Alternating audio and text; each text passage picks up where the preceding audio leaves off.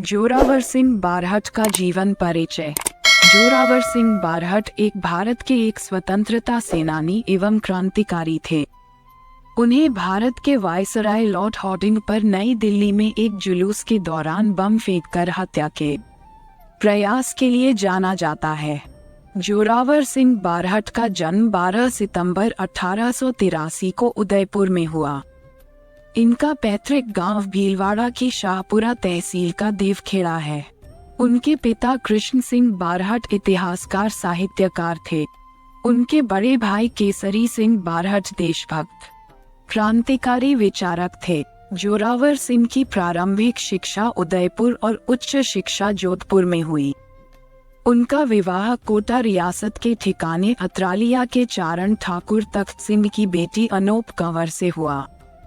उनका मन वैवाहिक जीवन में नहीं रमा।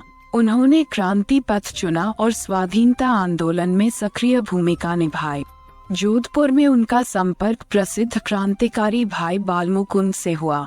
1912 में ब्रिटिश भारत के नए governor general Lord Harding Delhi पहुंचे।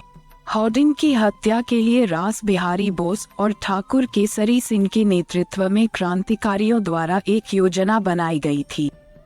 जोरावर सिंह बोस जैसे क्रांतिकारियों के निकट संपर्क में थे और जुलूस के दौरान हॉर्डिंग की हत्या करने की साजिश का हिस्सा थे। उन्होंने अपने भतीजे प्रताप सिंह के साथ मिलकर बम फेंकने की जिम्मेदारी ली थी। 23 दिसंबर 1912 को जोरावर सिंह और प्रताप सिंह दिल्ली के चांदनी चौक में मारवाड़ी कॉलेज की इमारत की छत पर गए। वहां से जोरावर सिंह ने हॉर्डिंग पर एक बम फेंका, जो उनकी पत्नी और रक्षकों के साथ एक हाथी की पीठ पर सवार थे। हत्या के प्रयास के कारण लगी चोटों के कारण हॉर्डिंग की आसन मृत्यु की निराधार अफवाहें फैलीं। कई महीनों बाद भी उन्हें न्यूरिटिस और सुनने की क्षमता में कमी की समस्या थी। एक अंगरक्षक की मौके पर ही मौत हो गई। बम विस्फोट के बाद जोरावर सिंह और उनके भतीजे प्रताप सिंह दोनों भागकर छिप गए। कुंवर प्रताप सिंह और उनके बहनोई ईश्वर दान आशिया को गिरफ्तार किया गया, लेकिन सबूतों के अभाव में रिहा कर दिया गया। जो लोग जोरावर सिंह और प्रताप सिंह के बारे में कोई सुराग दे सकते थे, उनके लिए पुरस्कारों की घोषणा की गई। जोरावर सिंह को पकड़ने के लिए 500 रुपये का इनाम रखा। उसे कभी गिरफ्तार नहीं किया गया और नहीं पाया गया। दिल्ली षड्यंत्र मामले के बाद जोरावर सिंह के नेतृत्व में क्रांतिकारियों ने धन प्राप्त करने के लिए संयुक्त प्रांत और बिहार में कई डकैतियां की। इनमें से एक को आरा षड्यंत्र या निमेज हत्याकांड के रूप में जाना जाता है, जिसमें सिंह मुख्य आरोपी थे। ब्रिटिश अधिकारियों ने सिंह के लिए एक वारंट और बाद में देखते ही मार डालने का आदेश जारी किया, लेकिन वह उनसे बच निकले। जोरावर सिंह मध्य भारत और राजस्थान के बिहारों की ओर चले गए।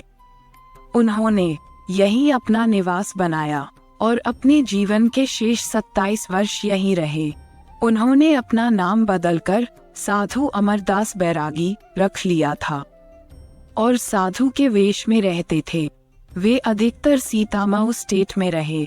1937 में पहली बार कांग्रेस ने ब्रिटिश भारत में कई राज्यों में प्रांतीय चुनाव जीते और सरकारें बनाई।